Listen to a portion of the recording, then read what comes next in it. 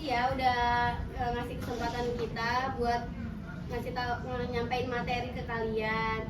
Saya kenalin nama kakak Variana, nama Isia, makanya saya Aziza, saya Elsa, saya Fatima, saya Ana. Ya.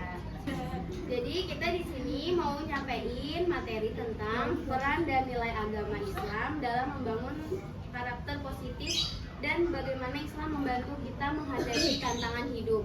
Untuk materi yang kita bahas yaitu peran dan nilai agama Islam dalam membangun karakter positif dan bagaimana Islam membantu kita menghadapi tantangan hidup. Di sini ada contoh karakter positif dalam Islam.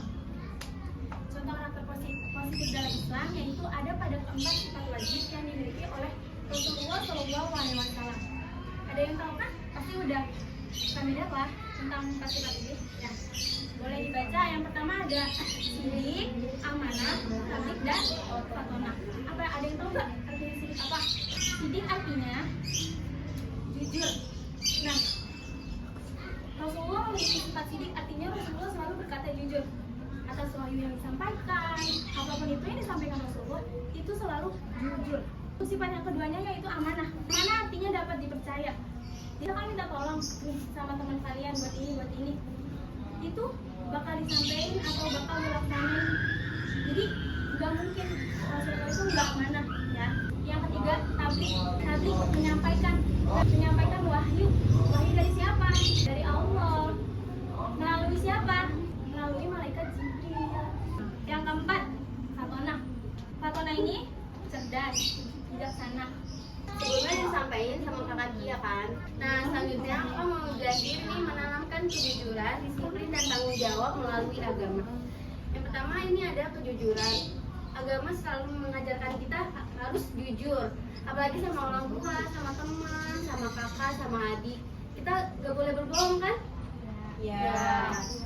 Karena pentingnya kejujuran dalam segala hal, diajarkan untuk berkata jujur, tidak mencuri, dan bersikap adil. Adik-adik kalau ditanya sama orang tuanya jawabnya jujur gak?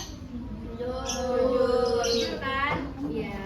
Lanjut ini ada disiplin. Pengertiannya itu disiplin merupakan kunci keberhasilan. Lanjutnya tanggung jawab.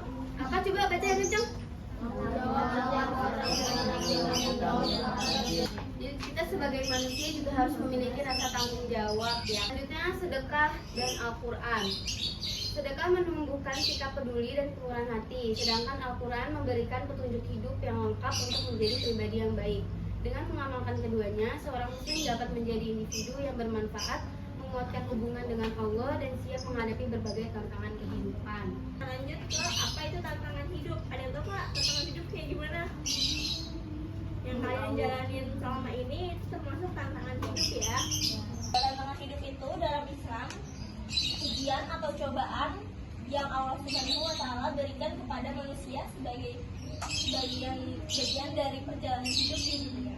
Tantangan ini bisa berupa berbagai situasi seperti kesulitan ekonomi, penyakit, kehilangan, konflik atau bahkan godaan hawa nafsu dan kemewahan dunia. Ujian ini memiliki tujuan yaitu menguatkan iman, membentuk karakter dan menguji kesabaran serta ketakwaan seseorang. Dan hawa nafsu kalau kalian lagi puasa tuh, itu godaannya berat banget kan pasti. Atau ada yang suka dingin atau minum di balik kulkas. Ada gak ya? Ada. Nah, itu termasuk tantangan dari hidup karena itu godaan hawa nafsu ya. Sekarang kita ke nilai-nilai dasar agama Islam. Nah, yang pertama itu ada iman. Iman kepada Allah, malaikat, kitab suci, rasul, dan hari akhir.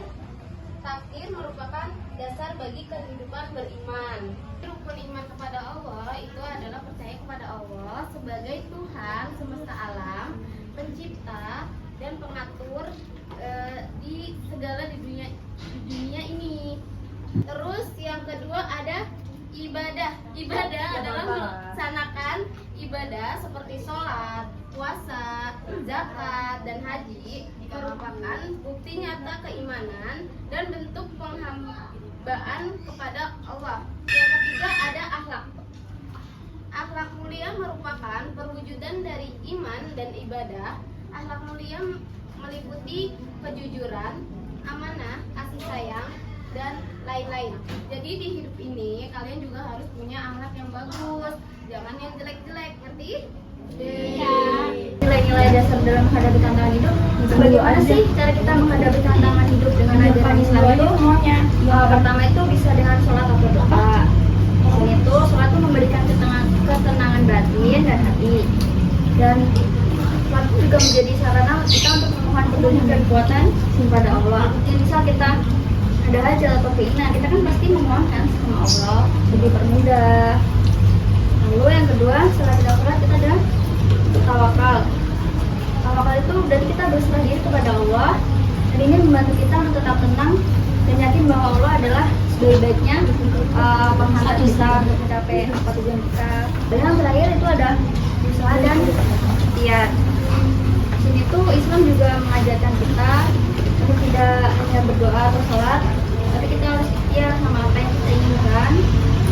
Dan kita harus berusaha dengan sungguh-sungguh dalam menghadapi suatu masalah, dan juga untuk berusaha maksimal karena Allah itu mencintai orang yang berikhtiar.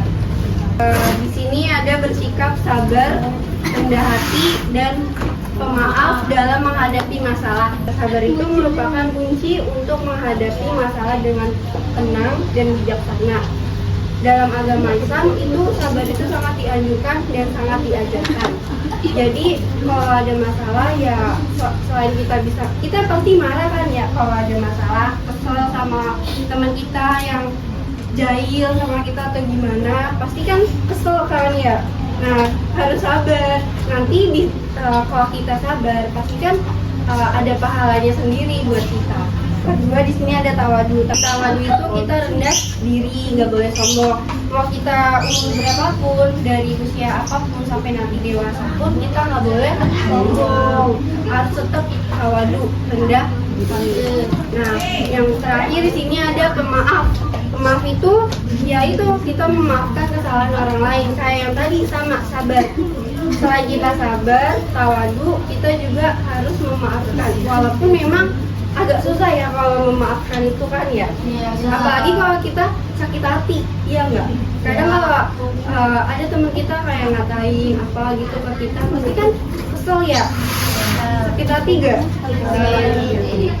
Nah, pokoknya selagi kita masih kecil, dari sini kita harus tanamin sikap-sikap yang baik ini dari sabar, tawadu, dan juga pemaaf. Nanti kalau kalian juga udah besar, pasti akan terbiasa. Dari kesimpulannya, di mana Islam memberikan pedoman hidup yang penuh dengan nilai-nilai seperti kejujuran, kesabaran, rasa syukur, keikhlasan, dan kepedulian. Dari nilai-nilai yang tersebut membantu setiap muslim untuk menjadi pribadi yang lebih baik, kuat, dan bermanfaat bagi lingkungan sekitarnya. Jadi intinya apa? Boleh dibaca aja. Siapa yang mau baca?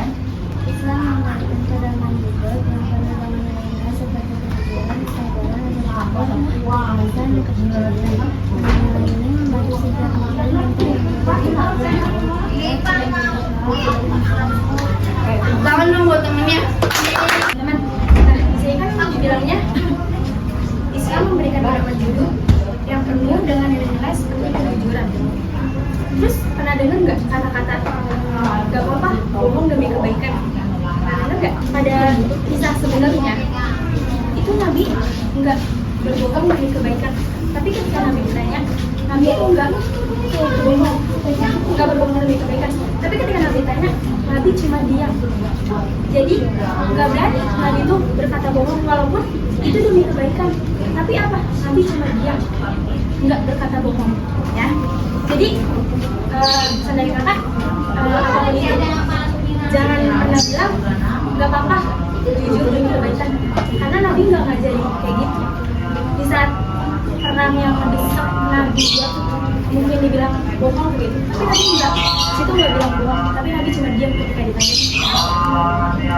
Untuk kesabaran, mungkin dalam ujian yang kita hadapin ya, ada yang namanya takdir buruk sama takdir baik, ya kan? Itu cuma dari perspektif diri kita aja. Tapi kalau dari Allah sebenarnya nggak ada yang namanya takdir buruk, semuanya takdir baik. Cuma takdir yang kita anggap buruk itu kadang nggak sesuai sama keinginan Nah, makanya kita bilang ini takdir dulu, tapi sebenarnya dari Allah itu sama-sama takdir baik. Cuma karena kita udah menginginkan, kita anggap itu takdir.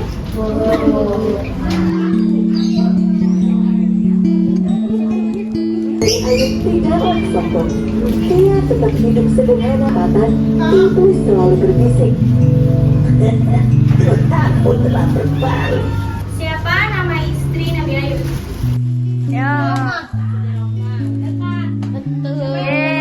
Apa saja ujian yang diberikan Allah kepada Nabi Ayub dan bagaimana dia menghadapinya? Sakit kulit sama pakaiannya hilang sama dikatain. Terus?